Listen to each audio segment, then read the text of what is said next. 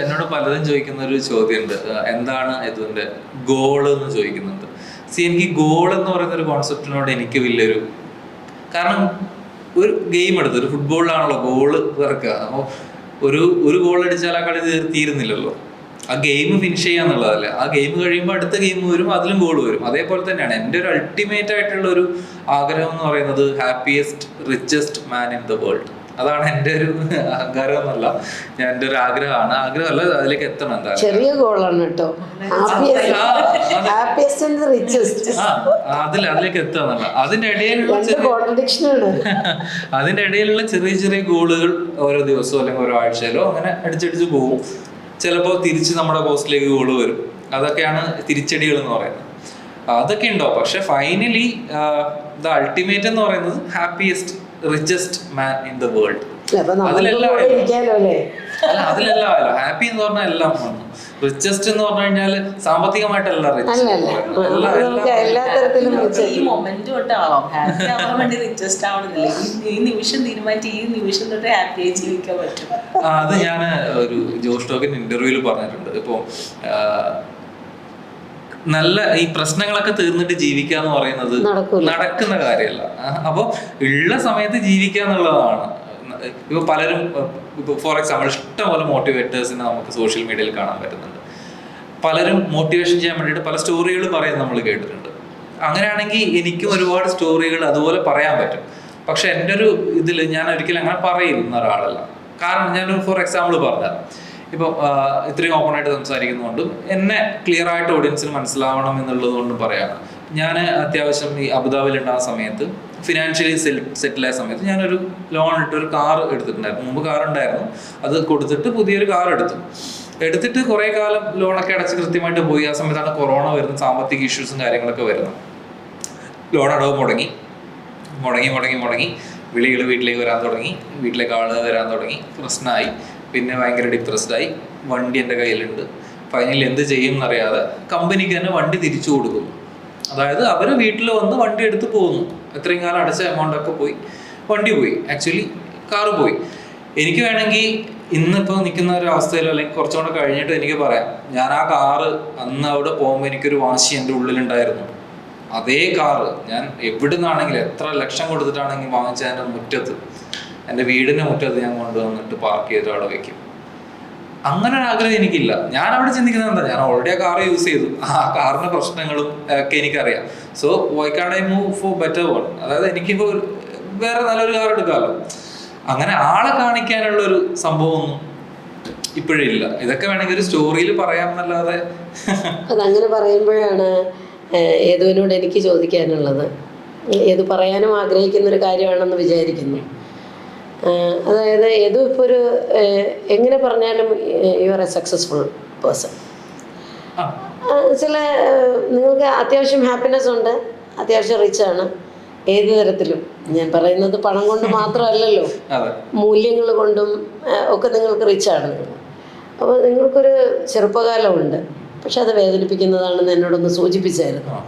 അതായത് പലപ്പോഴും അതിനെ ആ സമയത്തുള്ള താങ്കളുടെ പ്രശ്നങ്ങളെ വർഷങ്ങൾക്ക് ശേഷം വന്ന് വേറൊരാൾ ഐഡൻറ്റിഫൈ ചെയ്തപ്പോഴാണ് അത് മനസ്സിലായതെന്നും പറയുന്നു. ഇപ്പം ഞാനത് പറയുമ്പോൾ വ്യക്തമായി പറയാൻ, താങ്കൾക്കുണ്ടായിരുന്ന ഒരു ലേണിംഗ് ഡിസബിലിറ്റിയെ പറ്റി തന്നെയാണ് ഞാൻ ഉദ്ദേശിച്ചത്.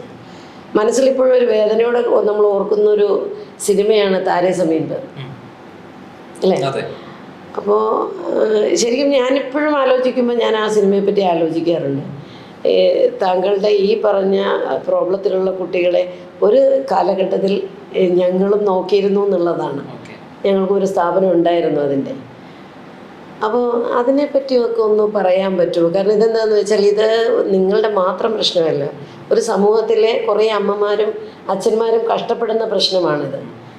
പണ്ടത്തെ അച്ഛന്മാരെക്കാളിലും അമ്മമാരെക്കാളിലും ഒക്കെ അവർ കുറേ മുമ്പിലോട്ട് വന്നിട്ടുണ്ട്.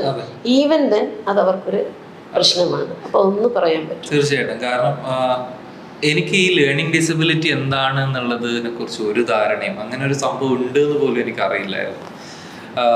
താരേ സമീൻ പർ എന്ന് പറയുന്ന സിനിമ ഞാൻ ഫുള്ളായിട്ട് കണ്ടിട്ടില്ല സത്യം പറഞ്ഞു കഴിഞ്ഞാൽ. കാരണം ആ സമയത്ത് ഇറങ്ങുന്ന സമയത്തൊന്നും എൻ്റെ ഒരു ജേണറിൽ വരുന്നൊരു ഇതല്ല. ഞാൻ അത്യാവശ്യം കോമഡി പടങ്ങളൊക്കെ കാണുന്ന ഒരാൾ.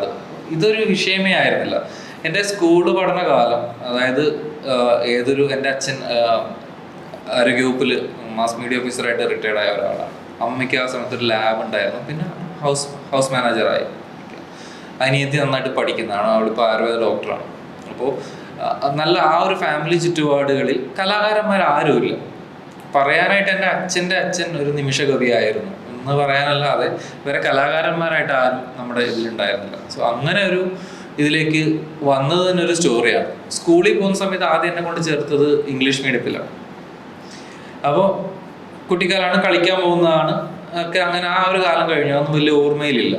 പിന്നീട് എന്നെ കൊണ്ടുവന്നാക്കുന്നത് എൻ്റെ വല്യമ്മയുടെ വീട്ടിലാണ്, അമ്മയുടെ ചേച്ചിയുടെ വീട്ടിലാണ്. അവിടെ 2 ഏട്ടന്മാരുണ്ട്, വല്യച്ഛനുണ്ട്. വല്യച്ഛൻ ഇപ്പം ഇല്ല, മരിച്ചുപോയി. വല്യമ്മയുണ്ട്, അവിടെയാണ് കൊണ്ടാക്കുന്നത്. അപ്പോൾ നോർമലി ഇപ്പോൾ ആ 2 മക്കളെയും, അതായത് എൻ്റെ അമ്മയുടെ ചേച്ചി മക്കൾ 2 മക്കളുണ്ട്, ശ്രീഹരി, ഉണ്ണികൃഷ്ണൻ. അവരെ പഠിപ്പിച്ച അതേ രീതിയിലാണ്, അതായത് ഞാൻ പഠിക്കാൻ വളരെ മോശമായിട്ടാണ് എന്നെ അവിടെ കൊണ്ടാക്കുന്നത്, അതേ രീതിയിലാണ് എന്നെയും അവർ പഠിപ്പിക്കുന്നത്. അവരെ പഠിപ്പിച്ച അതേ രീതിയിൽ തന്നെയാണ് എന്നെ അവർ പഠിപ്പിക്കുന്നത്. സോ പക്ഷേ അവരെക്കാൾ എത്രയോ താഴെയാണ് ഞാൻ കാര്യങ്ങൾ ഗ്രാസ്പ് ചെയ്യുന്നത്. അത് കഴിഞ്ഞ് 1 വർഷം കഴിഞ്ഞപ്പോൾ എനിക്ക് അവിടെ ഭയങ്കരമായിട്ട് ഈ രക്ഷിതാക്കളെ വിട്ട് നിൽക്കുന്ന ഒരു പ്രശ്നം ഭയങ്കരമായിട്ട് വന്നപ്പോൾ ഞാൻ കരഞ്ഞ് പ്രശ്നമാക്കിയിട്ട് അച്ഛൻ എന്നെ തിരിച്ച് വീട്ടിൽ കൊണ്ടുവന്നു. പിന്നെ സ്കൂളിൽ വിട്ടു. അപ്പോൾ ഇതൊക്കെ ഇങ്ങനെ നടക്കും. അപ്പോൾ ഞാൻ നോർമലി ഈ എഴുത്ത് തുടങ്ങിയ സമയത്ത്, അതായത് GLP സ്കൂൾ നീലേശ്വരം പടിഞ്ഞാറ്റൻകോവിലുള്ള, അവിടെയാണ് തുടങ്ങിയത്. അപ്പോൾ ലൈല ടീച്ചറാണ് ക്ലാസ് ടീച്ചർ, അതായത് കാവ്യമാധവൻ്റെ ഒക്കെ സെയിം ടീച്ചർ ആണ് എന്നെയും പഠിപ്പിച്ചത്. അതേ സ്കൂൾ, കാവ്യമാധവൻ പഠിച്ച സ്കൂളാണ്.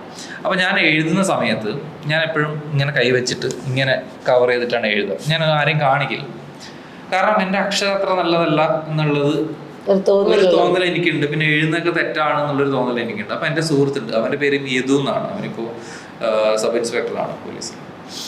അവൻ എന്നോട് ചോദിച്ചു, അവൻ ഓർമ്മയുണ്ടോന്ന് അറിയില്ല, എന്നോട് ചോദിച്ചു, നീ എന്തിനാ ഇങ്ങനെ കൈവച്ച് എഴുതുന്നതെന്ന് ചോദിച്ചു. അപ്പോൾ ഒന്നുമില്ല, വെറുതെ എന്ന് പറഞ്ഞു. കാരണം ഒരു ആക്ഷൻ കിട്ടാൻ വേണ്ടിയിട്ടാണെന്നല്ല. അപ്പം എനിക്കത് അറിയില്ലായിരുന്നു. അപ്പം ഞാൻ എല്ലാവരും ബാക്ക് ബെഞ്ചറാണ്. ഞാൻ ഓഫ്കോഴ്സ് ബാക്കിലാണ് ഇരിക്കുക.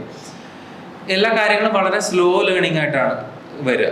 അത് കഴിഞ്ഞ് സ്കൂള് എങ്ങനെ ജയിച്ചു എന്നൊന്നും അറിയില്ല. ഓരോ ക്ലാസ് കഴിയുമ്പോഴും ജയിച്ച് പോകും. അങ്ങനെ 6ാം ക്ലാസ്സിലെത്തി. 6ാം ക്ലാസ്സിൽ നിന്നും ജയിച്ചു. അപ്പം ആ ഒരു സമയത്തിൻ്റെ ഇടയിലാണ് മാജിക് എന്ന് പറയുന്നൊരു സംഭവം എൻ്റെ ഉള്ളിലേക്ക് കയറി വരുന്നത്. എൻ്റെ ഒരു ബ്രദർ, പുള്ളിയും പോലീസിലാണ്, ശ്രീനാഥ് എന്ന് പറഞ്ഞിട്ട്. പുള്ളി ഒരു ദിവസം ഒരു വൈകുന്നേരത്തെ ഈവനിങ് പേപ്പറിൻ്റെ ഒരു പീസ് കൊണ്ടുവന്നു. അപ്പോൾ അതിൽ മജീഷ്യൻ ബാലൻ നീലേശ്വരം നയിക്കുന്ന 15 ദിവസത്തെ മാജിക് പഠന കളരി എന്ന് പറഞ്ഞ ഒരു ക്ലാസിൻ്റെ അനൗൺസ്മെൻറ്റ് കണ്ടു. ഇത് വെക്കേഷൻ ടൈമിലാണ്. അപ്പോൾ ബാലൻ നീലേശ്വരമാണ് എൻ്റെ ഗുരു. അന്നും ഇന്നും എപ്പോഴും പുള്ളി തന്നെയാണ് എൻ്റെ ഗുരു. അങ്ങനെ ആ ക്ലാസ്സിൽ പോവാണ്. ഒരു 3-4 ദിവസം പോയി. നമ്മളവിടെ പോകുന്നത് എന്തിനാ? സ്കൂളിൽ പോകുമ്പോൾ പിള്ളേരുടെ മുന്നിൽ കുറച്ചിങ്ങനെ കൈയൊക്കെ ആക്കുമ്പോൾ കുറച്ച് ചോക്ലേറ്റ് എടുത്തിട്ട് ഇങ്ങനെ കാണിക്കും. അപ്പോൾ ഇത് വന്നു എന്നൊക്കെയുള്ള ഇതിന് വേണ്ടിയിട്ടാണ്. പക്ഷെ ആ ക്ലാസ് അറ്റൻഡ് ചെയ്യുമ്പോഴാണ് മനസ്സിലായത് ഇത് ഫുള്ള് ട്രിക്കാണെന്നും. ഒരു ചോക്ലേറ്റ് പ്രൊഡ്യൂസ് ചെയ്യണമെങ്കിൽ നമ്മളത് കടയിൽ പൈസ കൊടുത്ത് വാങ്ങിച്ചിട്ട് വേണം ഇത് പ്രൊഡ്യൂസ് ചെയ്യാൻ വേണ്ടിയിട്ടുള്ളത് പിന്നെയാണ് മനസ്സിലാവുന്നത്. പിന്നെ ആ സമയത്ത് ഒരു മടുപ്പ് വന്നു, കാരണം അത്രയ്ക്ക് ചെയ്യാൻ പറ്റുന്നില്ലല്ലോ. അങ്ങനെ ഞാൻ ആ ക്ലാസ് ഒഴിവാക്കി. പക്ഷെ ആ ക്ലാസ്സിൽ എൻ്റെ ഒരു ഫ്രണ്ട് അറ്റൻഡ് ചെയ്യുന്നുണ്ടായിരുന്നു. അവൻ വന്നിട്ട് ഓരോ ദിവസം ഓരോന്ന് കാണിക്കുമ്പോൾ എനിക്ക് അതിന് ട്രിക്ക് അറിയില്ല. അപ്പം ഞാൻ അത്ഭുതപ്പെട്ടു പോയി. അപ്പോഴേക്കും ക്ലാസ്സും കഴിഞ്ഞു. പിന്നെ ഇതൊരു മനസ്സിലിങ്ങനെ കയറി നിന്നിട്ട് ഞാൻ ബാലൻ നീലേശ്വരത്തിന് എവിടെ ഷോ ഉണ്ടെങ്കിലും എനിക്ക് അന്നൊരു ലേഡി ബേർഡ് സൈക്കിളുണ്ട് എൻ്റെ അനിയത്തിയുടെ, അതും എടുത്തിട്ട് ഞാൻ ഈ ഷോ കാണാൻ പോയി. അങ്ങനെ പുള്ളിയുടെ കൂടെ നിന്ന് പുള്ളിയുടെ അസിസ്റ്റൻ്റായി സ്റ്റേജിൽ കയറി പെർഫോം ചെയ്യുന്നൊരു ചാൻസ് എനിക്ക് തന്നു.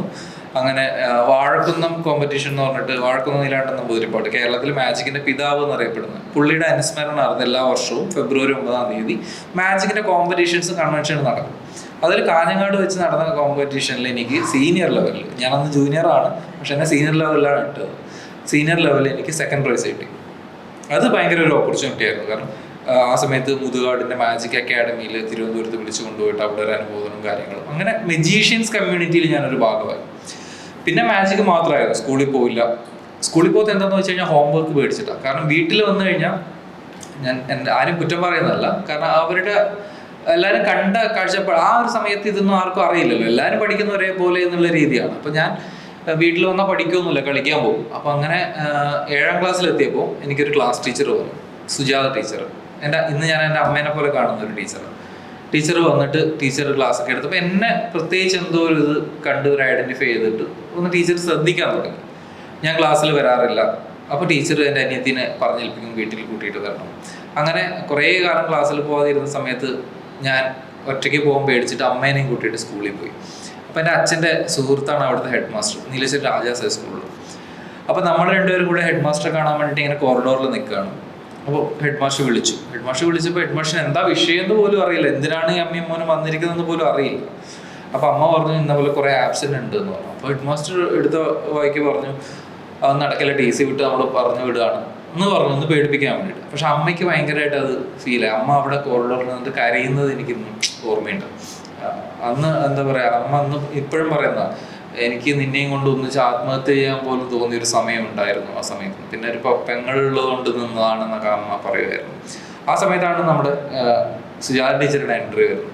ടീച്ചർ കരയുന്ന അമ്മേനെയും കൊണ്ട് നേരെ ക്ലാസ്സിലേക്ക് പോയിട്ട് അമ്മയോട് പറഞ്ഞു നിങ്ങൾ വീട്ടിൽ പൊക്കോ, ഞാൻ നോക്കിക്കൊള്ളാം എന്ന് പറഞ്ഞ് ടീച്ചർ എന്നെ വിളിച്ചിട്ട് എന്നോട് പറഞ്ഞു നിനക്ക് എന്താണോ ആഗ്രഹം, നീ മാജിക്കാണ് ചെയ്യുന്നത്, മാജിക്ക് നീ അത് തന്നെ ഫോക്കസ് ചെയ്തോളൂ. പക്ഷെ എന്തെങ്കിലും ഒരു സമയത്ത് നിന്റെ ഒരു പ്രോഗ്രാം ഇവിടെ വരുമ്പോൾ ടീച്ചറെ കാണിക്കണം കേട്ടോ എന്ന് പറഞ്ഞു. അങ്ങനെയാണ് മാജിക്കിലേക്ക് തന്നെ ഫുള്ളായിട്ട് പിന്നീട് ഇറങ്ങുന്നത്. അപ്പോൾ ബന്ധുക്കളും നാട്ടുകാരൊക്കെ 7ാം ക്ലാസ് വരെ വിദ്യാഭ്യാസം 7ാം ക്ലാസ് വരെ സ്കൂളിൽ പോയിട്ടുള്ളൂ. പിന്നെ SLC പ്രൈവറ്റ് ആയിട്ട് എഴുതിയതാണ്. അതെന്തുകൊണ്ടാന്ന് വെച്ച് കഴിഞ്ഞാൽ പാസ്പോർട്ടിൻ്റെ ഞാൻ അതിലേക്ക് വരാം. അപ്പോൾ മാജിക് എന്ന് പറയുന്നൊരു സംഭവം പിന്നീട് ഫുൾ ടൈം ആയ സമയത്ത് ഈ പോകുന്ന യാത്രയൊക്കെ ചെയ്യുന്നത് ഓട്ടോയിലും കാര്യങ്ങളൊക്കെയാണ്. അപ്പോൾ അച്ഛൻ എന്തോ ഒരു ഇത് തോന്നിയിട്ട്, അച്ഛൻ ഭയങ്കര പോസിറ്റീവായിട്ടുള്ളൊരു മനുഷ്യനാണ്. പക്ഷെ എന്നാലും മറ്റുള്ളവർ എന്താണ് പറയുന്നത് എന്നുള്ളത് പേടിക്കുന്ന ഒരാളും കൂടിയാണ്. അതെൻ്റെ അമ്മയും അങ്ങനെ തന്നെയാണ്. അങ്ങനെ അച്ഛൻ എനിക്ക് എൻ്റെ ഡ്രൈവിംഗ് ലൈസൻസ് ആയ സമയത്ത് എനിക്കൊരു ബൈക്ക്, സെക്കൻഡ് ഹാൻഡ് ബൈക്ക് വാങ്ങിച്ചു തന്നു. അതെൻ്റെ പിറന്നാളുണ്ടെന്ന് എനിക്കൊരു ബൈക്ക് വാങ്ങിച്ചു തന്നു. അത് വാങ്ങിച്ചു തന്നപ്പോൾ തന്നെ എല്ലാവർക്കും പ്രശ്നമായിരുന്നു. കാരണം സ്കൂളിൽ പോകില്ല, പഠിക്കില്ല, ഇവനെന്തിനാ ബൈക്ക് വാങ്ങിച്ചു കൊടുക്കുന്നതല്ല. അപ്പം അച്ഛനറിയാം ഇവൻ ഷോയ്ക്ക് പോകാനാണ് ബൈക്ക് അത്യാവശ്യമുള്ളത് എന്നുള്ളത് അറിയാം. അങ്ങനെ കൃത്യം ഒരു മാസം കഴിയുമ്പോൾ ഏപ്രിൽ 1-ാം തീയതി, ഏപ്രിൽ ഫൂളിൻ്റെ അന്ന് രാത്രി എൻ്റെ ബൈക്ക് ആക്സിഡൻ്റ് ആവുകയാണ് ഷോയ്ക്ക് പോകുമ്പോൾ. എൻ്റെ 2 സുഹൃത്തുക്കളുണ്ട്. ആ സമയത്ത് ഹെൽമെറ്റ് നിർബന്ധമല്ല, നമ്മൾ 3 പേരും കൂടിയിട്ടാണ് പോകുന്നത്. അപ്പോൾ ഒരു വണ്ടീനെ ഓവർടേക്ക് ചെയ്തു, രാത്രിയാണ് ഓവർടേക്ക് ചെയ്തു, ഒരു മലമ്പ്രദേശമാണ് ഓവർടേക്ക് ചെയ്ത് വണ്ടി ഇടിച്ചു. ഒരു ജീപ്പിന് ഒരു ഓട്ടോയ്ക്ക് ഇടിച്ചിട്ട് ഞാൻ ഹെൽമെറ്റിനകത്തോണ്ട് തല കൊണ്ട് ഇടിച്ചു. ഇത് ഇപ്പോഴും ഇതിനകത്ത് ഞാൻ സ്റ്റീൽ റാഡ് കൊണ്ട് നടക്കുന്ന ഒരാളാണ് ഇവിടെ കംപ്ലീറ്റ്. അപ്പോൾ അവർക്ക് അധികം ഒന്നും പറ്റിയില്ല. എന്നെ മംഗലാപുരത്ത് ഹൈ ഡേഞ്ചറസ് സിറ്റുവേഷനിൽ കൊണ്ടുപോവുകയും തീർന്നു എന്ന് പറഞ്ഞതാണ്. കാരണം ബ്ലഡ് വൊമിറ്റ് ചെയ്യുക, അങ്ങനെ ഒരുപാട് പ്രശ്നങ്ങളുണ്ടായിരുന്നു. അപ്പോൾ അതൊക്കെ കഴിഞ്ഞ് റിക്കവറായി വരുന്നൊരു സ്റ്റേജിൽ ഞാൻ ഹോസ്പിറ്റലിൽ കിടന്നിട്ട് വെറുതെ കിടക്കാണ്. അപ്പം ഞാൻ അമ്മയോട് പറഞ്ഞു, അമ്മ എനിക്കൊരു പെന്നും പേപ്പറും വരുമ്പോൾ കൊണ്ടുവരണം പറഞ്ഞു. ഞാൻ ആ സമയത്ത് എഴുതില്ല, ഞാൻ വരയ്ക്കും. അതിൻ്റെയൊക്കെ കാര്യം പിന്നീടാണ് എനിക്ക് മനസ്സിലായത് കേട്ടോ. ഞാൻ വരയ്ക്കുന്നത് എങ്ങനെയാണെന്ന് വെച്ച് കഴിഞ്ഞാൽ ഭയങ്കര ആർട്ടൊന്നുമില്ല, സ്ക്വയർ, സർക്കിൾ ഇതുപോലുള്ള സംഭവങ്ങൾ സ്കെയിൽ വെച്ച് വരയ്ക്കാൻ, ഒരു മോഡൽ ഉണ്ടാക്കിയെടുക്കാനൊക്കെ എനിക്ക് പറ്റുമായിരുന്നു. അങ്ങനെ ഞാൻ വെറുതെ എൻ്റെ ആരും കാണാത്തൊരു സമയത്ത് മലയാളത്തിൽ ഇങ്ങനെ എഴുതും. ഫുൾ അക്ഷര തെറ്റാണ്, പക്ഷെ എനിക്കേ വായിക്കാൻ പറ്റുള്ളൂ, എനിക്കത് വായിക്കാൻ പറ്റും. അപ്പം ഞാനിതിങ്ങനെ എഴുതിയെടുത്തിട്ട് ഞാനൊരു ഷോ സെറ്റ് ചെയ്തു, ഒരു കോമ്പറ്റീഷൻ ഷോ. അത് കഴിഞ്ഞ് വീട്ടിലെത്തിയിട്ട് ഈ മൂക്കിലൊക്കെ പ്രഷർ ബാൻഡൊക്കെ ഇട്ടിങ്ങനെ ഇരിക്കുന്ന സമയത്ത് ബാലനീലേശ്വരം എന്ന് പറയുന്ന എൻ്റെ ഗുരു വീട്ടിൽ വന്നിട്ട് എന്നെ ഷോവിന് വലിച്ചു കൊണ്ടുപോവാണ്. എനിക്ക് നടക്കാൻ പോലും പറ്റില്ല, കാരണം തലയിൽ വെയിറ്റ് എടുത്ത് വെച്ച പോലത്തെ സമയത്ത് ഇതൊക്കെ ഇട്ടിട്ട് എന്നെ കൊണ്ട് ഷോ ചെയ്യിപ്പിച്ചു പുള്ളി. കാരണം എനിക്ക് ആ ഒരു വിറയിലും ആൾക്കാരുടെ ആ ഒരു പേടിയുണ്ടായിരുന്നു ഉള്ളിൽ, അതൊക്കെ മാറ്റി. അങ്ങനെ ഞാൻ തിരുപ്പതിയിൽ ഒരു ഓൾ ഇന്ത്യ മാജിക് കൺവെൻഷൻ നടക്കുകയാണ് ഹൈദരാബാദ്. ഞാൻ അതിൽ അറ്റൻഡ് ചെയ്തു. അതിൽ എനിക്ക് ഫസ്റ്റ് ടൈം എൻ്റെ ലൈഫിൽ ഓൾ ഇന്ത്യ മാജിക് കോമ്പറ്റീഷനിൽ ഫസ്റ്റ് പ്രൈസ് കിട്ടി. Very good. അതാണ് എൻ്റെ ഒരു സ്റ്റാർട്ടിങ് പോയിന്റ് എന്ന് വേണമെങ്കിൽ പറയാം. ഓൾ ഇന്ത്യൻ മജീഷ്യൻസ് എന്നെ അറിഞ്ഞു തുടങ്ങി ഇങ്ങനെ ഒരാളുണ്ട് എന്നുള്ളത്. പിന്നീടൊരു യാത്രയായിരുന്നു അങ്ങോട്ട്. അങ്ങനെ ഇരിക്കുമ്പോൾ ഷോസ് ലേറ്റ് നൈറ്റ് ഷോസ് ആണ്. അച്ഛൻ ഏജ്ഡ്, അച്ഛൻ കുറച്ച് ലേറ്റ് മാരേജ് ആണ്. അപ്പോൾ ഷോ കഴിഞ്ഞ് വരുന്നത് വരെ അച്ഛൻ വെയിറ്റ് ചെയ്തിരിക്കും വീട്ടിൽ. അപ്പോൾ അതെനിക്കൊരു പ്രശ്നമായിട്ട് തോന്നിയപ്പോൾ എല്ലാവരും പറഞ്ഞു ഗൾഫ്. കാരണം ആ സമയത്ത് എല്ലാവരും ഗൾഫിലേക്ക് പോകുന്നൊരു ഇതുണ്ടായിരുന്നു. അങ്ങനെ ഗൾഫിലേക്ക് പോയത് എൻ്റെ ഒരു ബ്രദറിൻ്റെ സപ്പോർട്ട് മൂലമാണ്. അങ്ങനെ ഗൾഫിൽ പോയി. അവിടെ പോയത് ഒരു കിച്ചൺ ഹെൽപ്പറായിട്ടാണ്, പാത്രം കഴുകുക, നിലം തുടക്കുക. അത് മോശമായിട്ടെന്നല്ല പറയുന്നത് കേട്ടോ, നല്ല ജോലി തന്നെയാണ്, കുഴപ്പമൊന്നും ഇല്ലാത്ത. നമ്മുടെ നാട്ടിലല്ലേ ഇതൊക്കെ ചെയ്യാൻ മടിയുള്ളൂ, പുറത്ത് പോയി കഴിഞ്ഞാൽ നമ്മൾ എന്തും ചെയ്യുമല്ലോ, അങ്ങനെയാണല്ലോ നമ്മൾ. അപ്പോൾ അവിടെ പാസ്പോർട്ട് എടുക്കാൻ പോയപ്പോഴാണ് 10ാം ക്ലാസ് വേണമെന്ന് പറഞ്ഞതല്ലേ? അതിന്റെ പാസ്പോർട്ടിന്റെ ഇത് പോയപ്പോഴാണ് 10ാം ക്ലാസ് ഈ ഒരു ആലോചന വന്നപ്പോഴാണ് ഈ ഇത് വേണമെന്നുള്ള. അങ്ങനെയാണ് പ്രൈവറ്റ് ആയിട്ട് SLC പരീക്ഷ എഴുതുന്നത്. ആദ്യത്തെ തവണ എഴുതി പൊട്ടി, ഗംഭീരമായിട്ട് പൊട്ടി. 2ാം തവണ ഇപ്പൊ പറയാലോ അല്ലേ, കുറച്ച് കോപ്പിയൊക്കെ അടിച്ചിട്ട് ഒന്ന് കരകയറി. കാരണം മാജിക് കയ്യിലുണ്ടല്ലോ, കോപ്പി അടിക്കാനൊക്കെ എളുപ്പമാണ്. ആരും മാജിക് പഠിക്കണം കേട്ടോ, കോപ്പി അടിക്കാൻ വേണ്ടിയിട്ട്. ഓക്കെ, അപ്പോൾ അങ്ങനെ അത് കരകയറി. പക്ഷേ ഈ സർട്ടിഫിക്കറ്റ് എൻ്റെ മിസ്സായിപ്പോയി. ഐ മീൻ ഈ പാസ്സായ സർട്ടിഫിക്കറ്റ് അച്ഛനെ സൂക്ഷിക്കുന്ന പരിപാടി കുറച്ച് കൂടുതലാണ്. അപ്പം അച്ഛൻ സൂക്ഷിച്ച ഒരു സാധനം പിന്നെ ആരും കണ്ടിട്ടില്ല എന്നുള്ളൊരു സംഭവം ഉണ്ട്. അപ്പോൾ അത് മിസ്സായിപ്പോയി. അപ്പോൾ പാസ്പോർട്ടിന് കൊടുത്തത് ഈ ഫെയിൽഡ് ആയിട്ടുള്ള സർട്ടിഫിക്കറ്റ് ആണ് കൊടുത്തത് ആദ്യം തവണ. അപ്പോൾ ഈ പാസ്പോർട്ടിൽ എമിഗ്രേഷൻ റെക്കോർഡ് എന്ന് പറഞ്ഞൊരു സീലടി, അത് അടിച്ചു കഴിഞ്ഞാൽ ഈ പാസ്പോർട്ട് വെറുതെ കയ്യിൽ ഇങ്ങനെ നടക്കാവുന്നേ ഉള്ളൂ. അതുകൊണ്ട് വിദേശ രാജ്യത്തൊന്നും പോകാൻ പറ്റത്തില്ല. അപ്പോൾ അതിന് ഈ നമ്മുടെ പാസ്സായ സർട്ടിഫിക്കറ്റ് വേണം, അതില്ല. അപ്പം അങ്ങനെ ഈ ഇന്ത്യൻ എമിഗ്രേഷനിൽ കൊടുത്ത് ഈ വിസ വന്ന് ഇത് അവിടെ കുറെ പ്രൊസീജിയർ ഉണ്ട്, അതൊക്കെ ചെയ്ത് ഗൾഫിൽ പോയിട്ട് ഈ ജോലി ചെയ്തു. ഈ ഒരു പാസ്പോർട്ട് കൊണ്ട് തന്നെയാണ് പോയത്. ഗൾഫിൽ പോയിട്ട് ഈ ജോലി ചെയ്തു. ഏറ്റവും ലോ പ്രൊഫൈലുള്ള വിസയായിരുന്നു. ജോലി ചെയ്ത് അങ്ങനെ പോകുന്ന സമയത്ത് ടി വിയിൽ ഇവിടെ നാട്ടിൽ മുമ്പ് ഞാൻ മജീഷ്യൻ സാമ്രാജ് സാറിന്റെ ഒരു ഓഫറിൽ ഏത് കൊറാസോണിൽ വരുന്നത് തന്നെ നമ്മുടെ സാമ്രാജ് സാറിന്റെ മകൻ ജോജി പറഞ്ഞു, ജോജിയാണ് ഇൻട്രൊഡ്യൂസ് ചെയ്തത്. സാമ്രാജ് സാറും ഫാമിലി എന്ന് പറയുന്നത് നമുക്കൊരു ഫാമിലി, നമ്മൾ ആക്ച്വലി ഒരു ഫാമിലി പോലെ തന്നെയാണ്. അപ്പോൾ സാറാണ് എന്നെ പല സംഭവങ്ങളിൽ ഇൻട്രൊഡ്യൂസ് ചെയ്തത്. ഫസ്റ്റ് ടി വി പ്രോഗ്രാമിൽ ഇൻട്രൊഡ്യൂസ് ചെയ്തതും സാർ തന്നെയാണ്. അപ്പോൾ ഞാൻ പറഞ്ഞു അവിടെ അബുദാബിയിൽ ടി വിയിൽ എൻ്റെ ഒരു പ്രോഗ്രാം, ഈ ഒരു സാമ്രാജ് സാറിൻ്റെ കൂടെയുള്ള ഒരു പ്രോഗ്രാം ടി വിയിൽ വന്നപ്പോൾ റീടെലികാസ്റ്റിംഗ് എന്തോ ആയിരുന്നു.